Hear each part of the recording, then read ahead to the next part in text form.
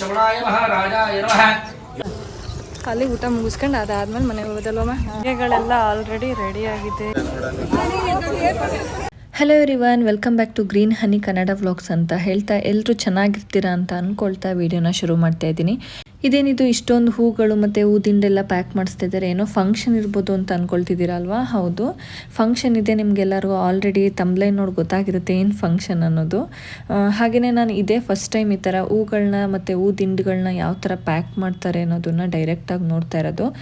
ನಾಳೆ ಹೋಗಬೇಕು, ಫಂಕ್ಷನ್ ಇರೋದು ನಾಳೆ ಇರೋದು. ಅದಕ್ಕೆ ನೈಟಲ್ಲೇ ನಾವು ಹೂಗಳೆಲ್ಲನೂ ಪ್ಯಾಕ್ ಮಾಡಿಸಿ ಊರಿಗೆ ಕಳಿಸ್ತಾ ಇದ್ದೀವಿ.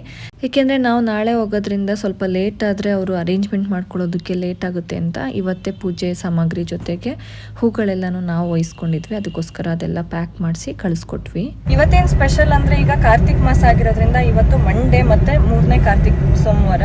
ಅದ್ರ ಪ್ರಯುಕ್ತ ನಮ್ಮೂರಲ್ಲಿ ಶಿವನ ದೇವಸ್ಥಾನಕ್ಕೆ ವಿಶೇಷವಾಗಿ ಪೂಜೆನ ಮಾಡ್ತಾರೆ. ಇಡೀ ಊರವರೆಲ್ಲ ಸೇರಿ ಮಾಡಿಸೋದದು ಪೂಜೆ. ಜೊತೆಗೆ ಅನ್ನ ಸಂತರ್ಪಣೆ ಪ್ರೋಗ್ರಾಮು ಕೂಡ ಇರುತ್ತೆ. ಅದಕ್ಕೋಸ್ಕರ ನಾನು ದೊರೆಯವರು ಊರಿಗೆ ಹೋಗ್ತಾ ಇದ್ದೀವಿ. ಜೊತೆಗೆ ಇವತ್ತು ಮಂಡೇ ಆಗಿರೋದ್ರಿಂದ ಮಕ್ಕಳನ್ನ ಊರಿಗೆ ಕರ್ಕೊಂಡು ಹೋಗ್ತಾ ಇಲ್ಲ, ಅವ್ರಿಗೆ ಸ್ಕೂಲ್ ಇರುತ್ತಲ್ವ, ಅದಕ್ಕೆ ಅವ್ರನ್ನ ಸ್ಕೂಲಿಗೆ ಕಳಿಸಿ ಅದಾದಮೇಲೆ ನಾವಿಬ್ಬರು ಊರಿಗೆ ಹೋಗ್ತಾ ಇದ್ದೀವಿ. ಅವರು ಸ್ಕೂಲಿಂದ ವಾಪಸ್ ರಿಟರ್ನ್ ಆಗೋ ಅಷ್ಟರಲ್ಲಿ ನಾವು ಊರಲ್ಲಿ ಪೂಜೆ ಎಲ್ಲ ಮುಗಿಸ್ಕೊಂಡು ಮತ್ತೆ ಮೈಸೂರಿಗೆ ರಿಟರ್ನ್ ಆಗಬೇಕು.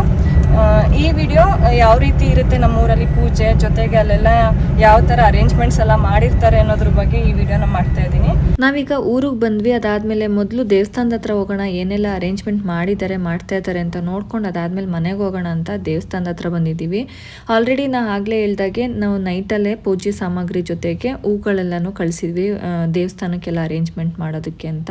ಇಲ್ಲಿ ದೇವ್ರಿಗೆಲ್ಲ ಅಲಂಕಾರ ಮಾಡಿ ಪೂಜೆಗೆಲ್ಲ ರೆಡಿ ಮಾಡ್ಕೋತಾ ಇದ್ದಾರೆ. ಹಾಗೆಯೇ ಈ ಕಡೆ ಊಟಕ್ಕೆಲ್ಲ ಅರೇಂಜ್ಮೆಂಟ್ ಮಾಡ್ತಾ ಇದ್ದಾರೆ. ನೀವಿಲ್ಲಿ ನೋಡ್ಬೋದು, ಇದು ನಮ್ಮೂರಿನ ದೇವಸ್ಥಾನ, ಶಿವನ ದೇವಸ್ಥಾನ. ತುಂಬ ವರ್ಷಗಳಿಂದ ಇರೋ ವೆರಿ ಪವರ್ಫುಲ್ ಶಿವನ ದೇವಸ್ಥಾನ ಅಂತ ಹೇಳ್ಬೋದು. ನೀವಿಲ್ಲಿ ನೋಡ್ಬೋದು ಆಲ್ರೆಡಿ ಮಧ್ಯಾಹ್ನದ ಅಡುಗೆ ಎಲ್ಲನೂ ರೆಡಿ ಮಾಡಿ ಇಟ್ಟಿದ್ದಾರೆ. ಇವರು ನಮ್ಮ ಮಾವ, ಇವರು ಇಲ್ಲಿ ಅರೇಂಜ್ಮೆಂಟ್ಸ್ ಎಲ್ಲ ನೋಡ್ಕೋತಾ ಇದ್ದಾರೆ, ಅಡುಗೆದಿರ್ಬೋದು, ಜೊತೆಗೆ ಇಲ್ಲಿ ಟೇಬಲ್ಸ್ ಎಲ್ಲ ವ್ಯವಸ್ಥೆಗಳನ್ನ ಮಾಡಿಸ್ತಾ ಇದ್ದಾರೆ. ಇನ್ನು ಬರುವಂತಹ ಭಕ್ತಾದಿಗಳಿಗೆಲ್ಲರಿಗೂ ಕೂಡ ಊಟದ ವ್ಯವಸ್ಥೆ ಇರುತ್ತೆ. ಇದೆಲ್ಲ ನೋಡ್ಕೊಂಡು ಈಗ ನಾವು ಮನೆಗೆ ಬಂದ್ವಿ. ಪೂಜೆ 12 ಗಂಟೆಗೆ ಶುರು ಆಗುತ್ತೆ ಅಂತಂದ್ರು. ಅಷ್ಟರಲ್ಲಿ ಮನೆಗೆ ಬಂದು ಎಲ್ಲರೂ ಒಟ್ಟಿಗೆ ಕರ್ಕೊಂಡು ಹೋಗೋಣ ಅಂತ ಬಂದಿದ್ದೀವಿ. ಜೊತೆಗೆ ಅಮ್ಮ ಬೆಳಿಗ್ಗೆನೆ ಶಿವನ ದೇವಸ್ಥಾನಕ್ಕೆ ಮತ್ತು ಅಲ್ಲೇ ಪಕ್ಕದಲ್ಲಿರೋ ಲಕ್ಷ್ಮೀ ದೇವಿ ದೇವಸ್ಥಾನಕ್ಕೆ ಪೂಜೆ ಕೊಟ್ಟು ಬಂದಿದ್ರು. ಈಗ ಹೋಗಿ ನಾವು ಪೂಜೆ ಮುಗಿಸ್ಕೊಂಡು ಊಟ ಮುಗಿಸ್ಕೊಂಡು ಬರಬೇಕು. ಅದಕ್ಕೋಸ್ಕರ ಈಗ ದೇವಸ್ಥಾನಕ್ಕೆ ಹೋಗ್ತಾ ಇದ್ದೀವಿ. ದೇವಸ್ಥಾನಕ್ಕೂ ಮತ್ತು ನಮ್ಮ ಮನೆಗೂ ಒಂದು 10 ನಿಮಿಷದ ಜರ್ನಿ ಅಷ್ಟೇ, ಹತ್ರದಲ್ಲೇ ಇರೋದು ದೇವಸ್ಥಾನ.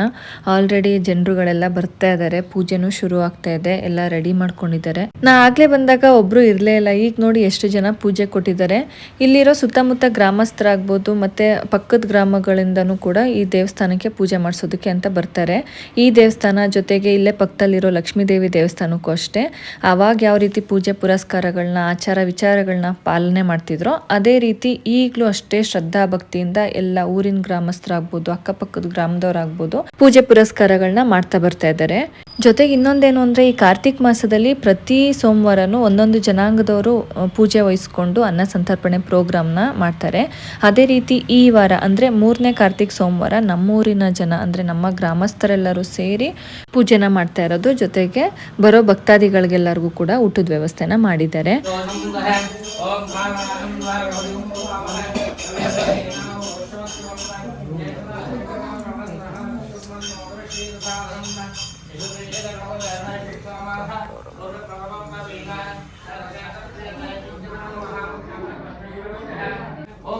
देवाय नमः ओम मृत्युंजयाय नमः ओम सर्वेश्वराय नमः श्री प्रसन्नवरसिंहाः वालारविन्दस्तोत्रः शतनाम पूजां समर्पयामि देवता पार्वती देवता नमस्कार सर्वमंगल मांगल्ये शिवे सर्वानुसारिणं शरण्ये त्र्यंबके गौरी नारायणे नमस्तुतः ओम यादेवी सर्वभूतेषु ओम नारायणे नमः ओम इंद्राणी नमः ओम चामुण्डाय नमः ओम सप्तमार्गाय नमः ओम मुषेवाय नमः ओम महेश्वरी नमः ओम काली नमः ओम गिरिजाय नमः ओम शांकरी नमः ओम शिवपार्वती नमः ओम जनिकाय नमः ओम गौरी नमः ओम जगन्मात्रे नमः ओम शिवप्रियाय नमः ओम चंद्रगुणाय नमः ओम अमरेश्वराय नमः ओम शांभवे नमः श्रीपरमात्मने नमः जगदसने नमः लोकपूरिताय नमः अभयंकराय नमः वेदमात्रे नमः गायत्रे नमः विश्वनाथ मूलानाय नमः आत्मरूपिण्ये नमः कात्यायन्यः महाशक्त्यै नमः त्रिविधरूपिण्ये नमः अनेकरूपिण्ये नमः भद्राय नमः अभरणाय नमः अंबिकाय नमः नित्यप्रदाय नमः अमृताय नमः नित्याय नमः शर्वण्ये नमः भैरवे नमः दाक्षाय नमः महादेवी नमः ओम कैलासलीलाय नमः स्थिराय नमः हिमाद्रिजाय नमः निराकराय नमः नित्याचलवासिन्ये नमः सर्वसौख्याय नमः रुणाय नमः सिद्धाय नमः सौम्याय नमः सागरशत्रुवर्णाय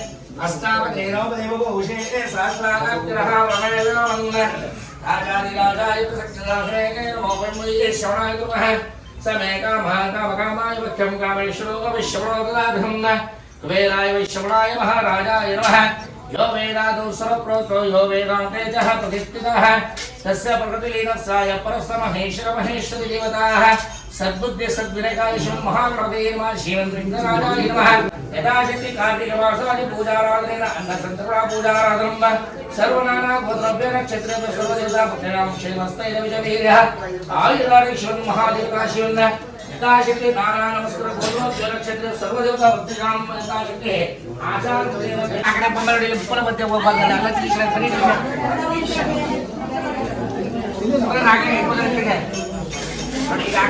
ಪೂಜೆ ಎಲ್ಲ ತುಂಬ ಚೆನ್ನಾಗಾಯಿತು. ಅದಾದಮೇಲೆ ಅಲ್ಲೇ ತೀರ್ಥ ಪ್ರಸಾದ ಎಲ್ಲ ತೊಗೊಂಡು ಈಗ ಊಟದ ಹತ್ರ ಬಂದ್ವಿ.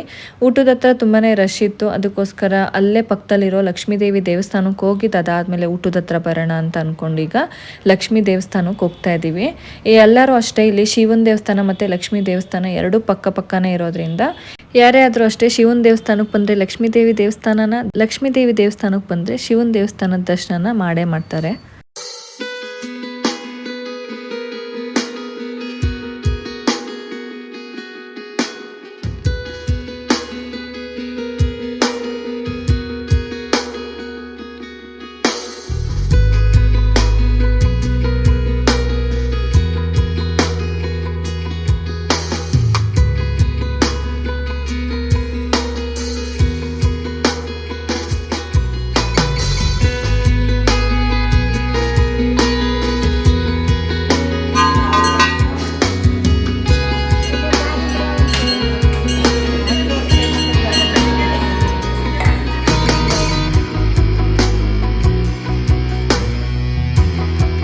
ಪೂಜೆ ಮುಗಿಸ್ಕೊಂಡು ಎಲ್ಲರೂ ಈಗ ವಾಪಸ್ ಶಿವನ ದೇವಸ್ಥಾನಕ್ಕೆ ಹೋಗಿ ಅಲ್ಲಿ ಊಟ ಮುಗಿಸ್ಕೊಂಡು ಅದಾದ್ಮೇಲೆ ಮನೆಗೆ ಹೋಗೋದಲ್ವಮ್ಮ.